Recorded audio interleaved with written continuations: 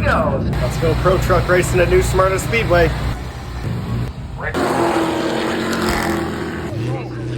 Our point leader in the 49 machine.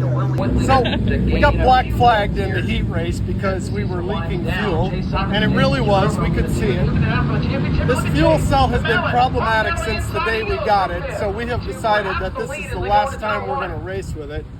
So to make sure it doesn't leak, we're going to RTV the lid on, and if it leaks after that, then I don't know, I've done everything I can. This will be the fuel cell's last ride, and maybe the last time we ever get the cap off. So that's our solution. Rest in peace, fuel cell.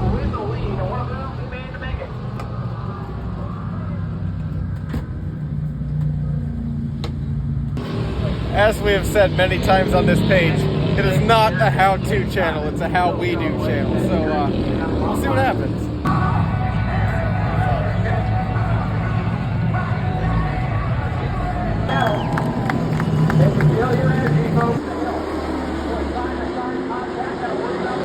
Didn't go our way tonight.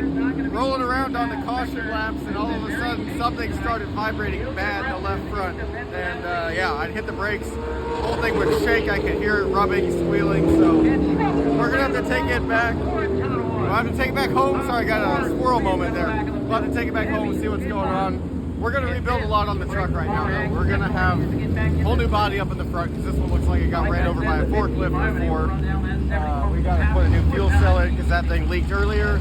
We just got a lot of problems, so we're gonna take some time off, rebuild, get this thing back together. We've proved it's fast when it runs right. We just need to get it running more reliably. So keep your eyes out. We got cup car stuff, we got pro truck stuff going on, and yeah, no shortage of things to do.